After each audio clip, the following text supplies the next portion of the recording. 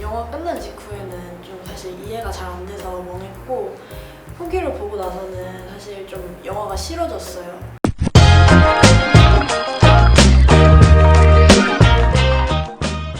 안녕하세요. 멈추지 않는 필름으로 돌아왔습니다. 저는 주연, 예림. 저는 현지입니다. 와. 네, 저희가 이번에 함께 이야기해볼 작품은 괴인입니다. 괴인은 이정훈 감독의 장편 데뷔작으로 운전을 하던 목수 기용은 찌그러진 차 지붕을 발견하고 CCTV를 통해 자신의 차 지붕으로 누군가가 뛰어내렸음을 알게 됩니다. 이에 그 범인을 찾기 위해 기용과 집주인 정화는 블랙박스와 사건 현장을 찾고 수사를 가장 탐정놀이를 시작합니다. 기용은 집주인 정환의 부추김에 따라 범인을 찾기 위해 늦은 밤 학원으로 향하고 거기서 신원 미상의 인물이 창밖으로 도망치는 것을 목격합니다. 범인을 찾기 위한 탐정놀이는 일상의 균형을 일으키며 예측하지 못한 방향으로 뻗어나갑니다. 솔직히 영화가 뭘 얘기하는지 모르겠어가지고 이 촬영하러 오는 길에도 지하철에서 6번 5개를 봤는데 그래가지고 어떻게 감상평을 정할까 고민을 되게 많이 했는데 그래도 뭔가 영화가 전하고자 하는 메시지는 파악하기 힘들었다. 이거는 공통적으로 다들 생각하시는 것 같고 그리고 그래서 그런지 좀 몰입도도 저는 좀 떨어지는 영화이기도 했는데 그래도 뭔가 상상해서나 가능할 법한 무모한 일들 기용의 행동 자체가 좀 평범한 건 아니잖아요. 그러니까 우리가 일반적으로 할 수 없는 일들을 뭔가 대신해주는 그런 역할도 해주는 것 같고 그리고 우리의 뭔가 무의식적인 의지 그러니까 그냥 무의식의 흐름대로 살고 싶다 그냥 의지대로 행동들을 기용해주고 있는 것 같아가지고 뭔가 왜인지 모를 만족감을 얻었던 영화인 것 같습니다. 저는 영화 끝난 직후에는 좀 사실 이해가 잘 안 돼서 멍했고 후기를 보고 나서는 사실 좀 영화가 싫어졌어요. 개인적으로 영화 내내 뭔가 인물 간에 어떤 사건이 일어날 것 같은 사회적 긴장감 때문에 영화를 보는 데는 좀 힘들었어서 이 괴인들을 이해해야 한다는 식으로 말하는 후기들에 괜히 반감이 들었던 것 같아요. 이해하기 싫은 사람을 이해해야 한다고 강요받는 느낌?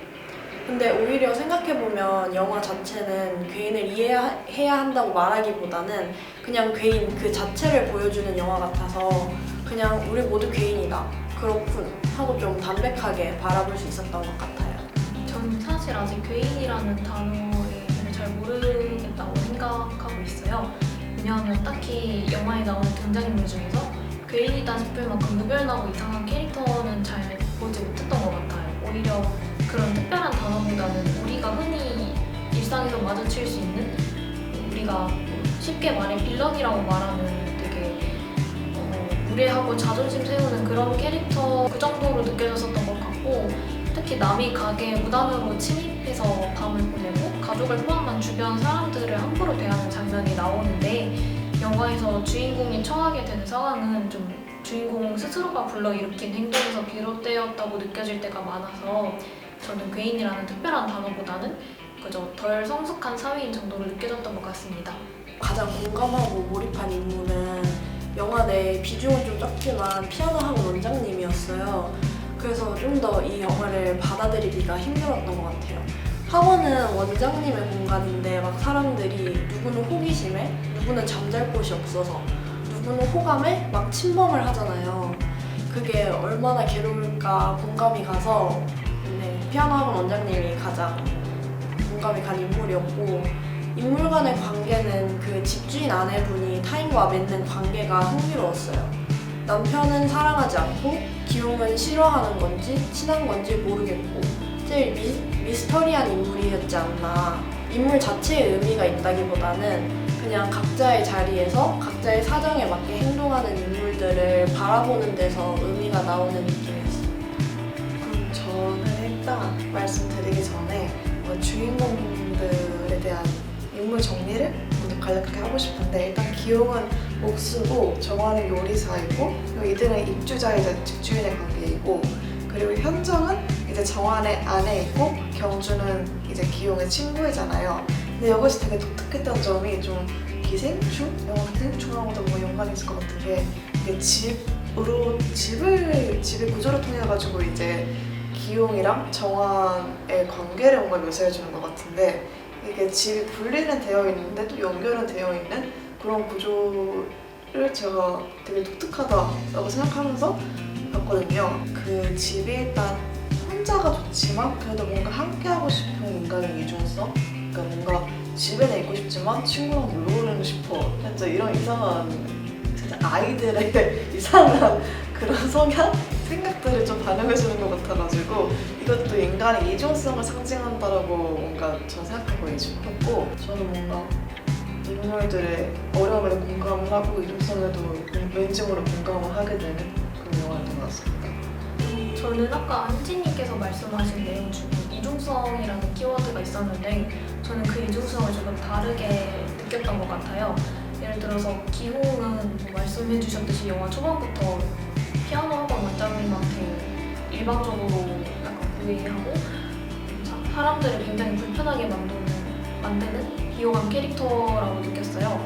차를 망가뜨린 범인을 마주쳤을 때 무작정 추궁하지도 않고 아니라고 하니까 그냥 가버리고 나중에 다시 찾아왔을 때는 이야기를 계속 들어주려고 해서 생각보다 나쁜 캐릭터는 아닌 것 같다는 느낌을 받았어요. 그리고 이 이중성은 기용뿐만이 아니라 범인에게서도 보여지는데 사실 저는 남이 학원에 멋대로 들어가고 그리고 자동차를 망가뜨린 이 두 가지 행위가 솔직히 범법 행위잖아요. 그래서 그 범인이 굉장히 나쁜 사람일 거라고 생각을 했었어요. 그런데 막상 기홍과 마주친 범인은 조금 앳돼 보이는 소녀고 그리고 먼저 나중에는 기홍을 찾아가서 사실은 제가 차를 망가뜨렸는데 너무 어두워서 망가진 줄 몰랐어요. 죄송해요. 하고 막 변상해줄 방법을 계속 찾잖아요. 저는 그런 걸 보면서 나쁜 사람이지 나쁜 사람이지는 않는 그런 인간적인 이중성을 더 발견하게 되었던 것 같습니다. 영화의 전반적인 분위기나 연출에 대해서 한번 말씀을 드려보고 싶은데요. 저는 영화를 보면서 답답한 일이 자꾸 일어난다고 생각을 했었던 것 같아요. 그리고 욕설도 꽤 자주 나와서 저는 영화를 보면서 사실 썩 유쾌한 기분은 아니었던 것 같습니다. 영화 대부분의 내용이 지금 하고 있는 일이 내 적성에 맞는지 모르겠어. 돈이 없어? 인간관계가 좋지 않아. 뭐 이런 고민을 제시하는데요. 사실 굉장히 현실적이고 그리고 우리 모두가 평생 품고 가야 하는 그런 고민이잖아요. 그래서 그 영화를 보는 저도 되게 불편하게 만들었던 그런 질문들이 제시되었던 것 같습니다. 얇은 판에 아슬아슬하게 세워진 바위 작품을 보면서 사람들이 저걸 보고 있으면 절벽 위에 선 느낌이 들어, 끝에 선 찌릿찌릿한 느낌이 들어 이런 말을 하는데요. 저는 이 작품과 사람들이 대화를 통해서 감독이 말하고 싶었던 분위기가 딱 이런 느낌일 거라고 생각을 했었던 것 같아요. 그래서 감독님은 침입자에게 차가 갑작스럽게 망가진 이런 메인 사건보다는 이 영화를 통해서 불편하고 조급하게 살아가는 그러나 때로는 친절할 수 있는 이중적인 우리들의 인간상을 표현하려고 했었던 건 아닐까 그런 생각이 들었습니다. 저도 뭔가 공감이 가는 게 주연님께 공감이 가는 게 영화를 보면서 자꾸 욕설도 나오고 좀 불편한 장면들이 나오는 거예요. 근데 저는 영화를 통해서 뭔가 힘을 얻는 걸 좋아해서 이렇게 기운 빠지는 영화를 또 처음이었어가지고 되게 기운 빠진다 좀 부정적인데 내용이 이런 생각도 자꾸 들었는데 근데 기용이 하는 고민이 어떻게 보면 좀 제가 하는 고민? 그러니까 내가 지금 하고 있는 전공이 맞는 걸까? 이런 생각도 들고 나중에 내가 뭘 하고 싶은 거지? 근데 뭘 하려면 일단 돈을 벌 수 있는 직업을 해야 되는데 그럼 뭐가 있을까? 이런 생각도 지금 요새 많이 하고 있어가지고 뭔가 기용이 저를 좀 투영해주는 인물? 그러니까 저를 좀 잘 보여주는 인물인 것 같아가지고 좀 기용한테 나름대로 좀 정도 많이 들었던 그런 경험도 했었고 그리고 이때 뭔가 인간의 이중적인 면모를 저는 보여주는 것 같아가지고 거기서 좀 불쾌하고 좀 불편함을 느끼기도 했는데 근데 타인에 대한 혐오는 좀 자기 혐오의 반영이라는 말이 있더라고요. 심리학적 용어로. 그래가지고 어떻게 보면은 내가 이중적인 사람이기 때문에 기용의 뭔가 태도나 행동에 대해서 좀 불편해하는 건 아닐까 이런 생각도 해가지고 뭔가 감독님께서 연출을 좀 카메라를 많이 움직이지 않고 인물 따라가면서 많이 하시더라고요. 그런 점에서 뭔가 이제 관객들이 자신의 모습을 좀 반성도 해보고 자신의 모습을 좀 조용하게 잘 한번 투영해봐라 라는 의미에서 연출이 아니었을까라는 생각을 했습니다. 저는 이 영화가 중심 사건이라고 볼 수 있는, 그러니까 그 차 천장을 망가뜨린 범인을 찾는 그 사건이 굉장히 늦게 등장하잖아요. 이게 이야기로서의 영화가 아니라 인물을 보여주기 위한 수단으로서 영화가 존재하는 느낌을 받았고요. 개인적으로는 핸드폰 화면을 그대로 보여주는 연출이 인상 깊었어요. 두 가지가 있는데, 첫째는 먼저 그 핸드폰에 액정이 깨져서 까만 점이 생긴 핸드폰 화면이 그대로 보여지거든요. 근데 그 까만 점이 생긴 핸드폰 화면이 기용이라는 인물을 잘 나타낸다는 생각이 들었어요. 액정이 깨질 수 있지만 그걸 고치지 않고 그대로 두는 게 그 사람이 어떤 사람인지 보여준다는 그런 맥락의 얘기가 있었거든요. 그래서 그게 기용이 어떤 사람인지 잘 나타내는 것 같고, 또 카톡을 할 때 그 기용이 말을 고르고 할 말을 고르고 막 글을 썼다가 지웠다 하는 모습을 그대로 보여줘요. 근데 사실 그런 모습이 카톡으로는 드러나지 않는, 타인은 알 수 없는 자기만 아는 모습이잖아요. 왠지 모르게 오히려 이 영화가 꼭 타인을 이해할 필요는 없다는 면죄부를 주는 느낌이었어요. 그러니까 그냥 이해가 안 되는 사람은 이해가 안 되는 대로 지나쳐도 된다. 그러니까 어쩔 수 없는 거니까 그래도 된다라는 면죄부를 받는 느낌이었어요. 다음으로 이 괴인의 제목의 의미에 대해서 뭔가 말해보고 싶은데, 저는 앞에서 이제 예린님하고 주연님께서 말씀하신 거 보면서 뭔가 제 생각이 바뀌긴 했거든요. 저도 이 기용을 이해를 해야 되는 사람이라고 규정을 짓고 그냥 단지 이중적인 사람이라고만 규정을 지었는데, 예린님께서 말씀하셨던 것처럼 우리가 꼭 평가를 해야 되나 이 사람을? 진짜 이런 생각이 갑자기 저는 딱 드는 거예요. 그런 점에서 뭔가 편향적으로 생각하는 우리 그냥 일반적인 모습이 더 괴인스럽지 않나 이런 생각도 많이 들었고, 저는 그냥 기용의 행동이 이상하다고 생각해가지고 그냥 이중적인 사람 아니야? 좀 이상한 사람인데? 좀 많은 솔로에 나오는 빌런데? 그런 느낌인데? 라고 생각을 했는데 또 그건 또 아닌 것 같고, 그러니까 저의 모습도 뭔가 포함되어 있는 것 같고 그런 생각이 들어가지고, 저는 어떻게 보면 감독님께서 괴인이라고 지으신 의미가 이 영화를 보는 우리가 좀 더 괴인스럽기 때문에 괴인이라고 뭔가 부르고 싶지 않으셨나.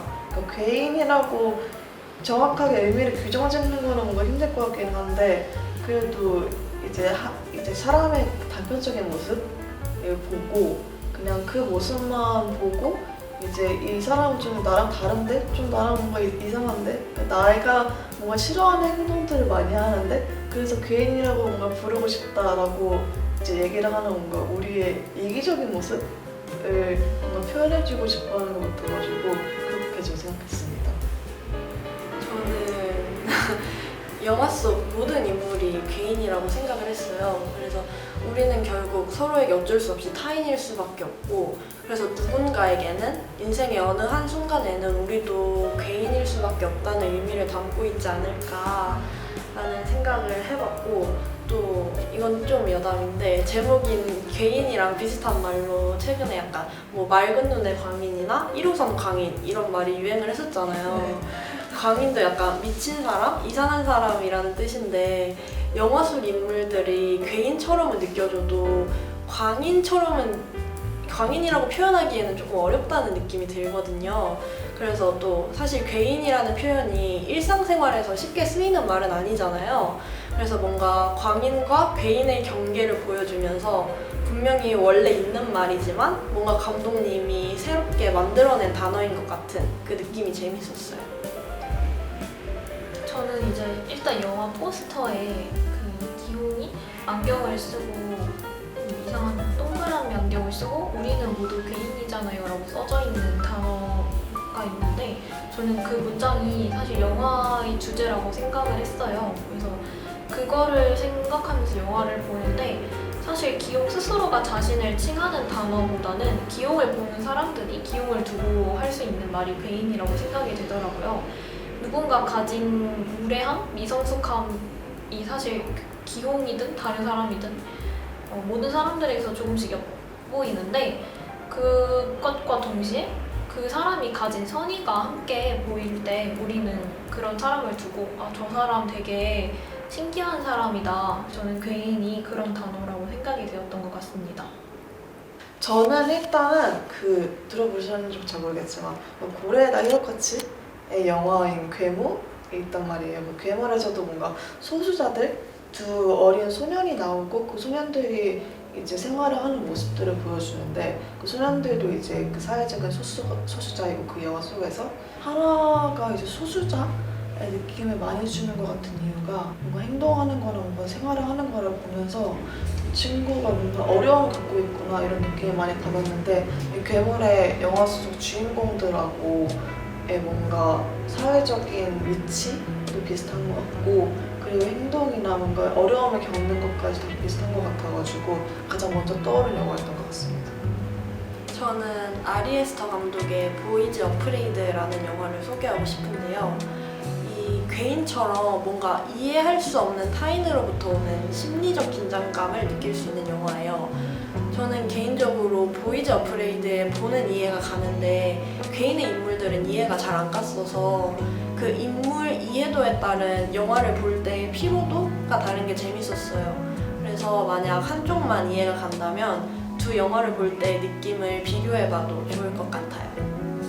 저는 최근에 구직부에서도 자주 소재로 나왔던 영화 어파이어를 가장 비슷하게 느꼈던 것 같아요. 특히 많이 말했던 비호감 캐릭터라는 부분이 영화를 보면서 계속 이 영화 어파이어가 많이 생각난다고 느꼈는데 어파이어에서도 괴인에서도 주인공이 제일 비호감 캐릭터예요. 어파이어는 약간 다 화기애애하게 노는데 혼자서 세상을 삐딱하게 보는 캐릭터가 나오고 괴인은 이제 사실 대부분의 사람들이 이해가 어려운 행동을 하기도 하고 이중성 있는 모습을 보여주기도 한다는 점이 차이가 좀 있는데 저는 그래도 비호감 캐릭터를 통해서 감독님께서 뭔가 인간상에 대해서 생각해보게 한다는 점이 되게 많이 생각이 났던 것 같습니다.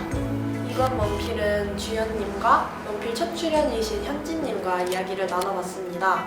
저는 개인적으로 평단에 극찬을 받는 영화라고 해서 기대를 많이 했는데 너무 어렵고 제 취향이 아니라 영화 보고 잠시 기억 한 켠에 치워놓았었는데 이렇게 주연님, 현진님과의 대화를 통해 다시 한번 생각해보면서 영화를 조금은 이해할 수 있게 된 것 같아요.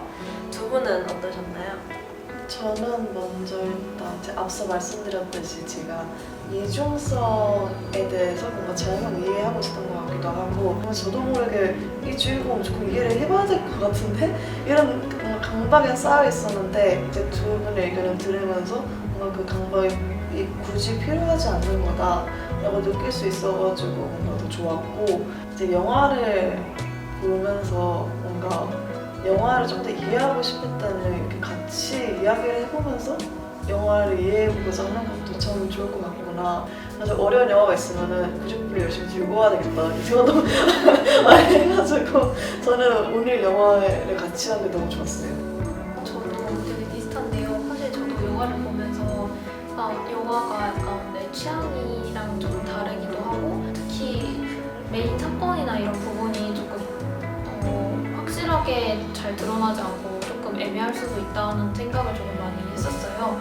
그런데 이렇게 같이 얘기를 나눠보니까 제가 몰랐던 부분을 이해할 수 있어서 좋고 또 아까 말씀해주신 내용들 중에서 타인에 대한 혐오는 자기 혐오의 반영이다 이 부분과 그리고 우리가 다른 사람들을 꼭 이해하거나 평가할 필요는 없다 이 부분이 특히 영화를 이해하는 데 도움을 많이 줬던 것 같습니다. 지금까지 멈추지 않는 필름이었습니다. 다음에 또 만나요. 안녕. 요새 소리를 왜 그래 버럭버럭 지르? 누구한테?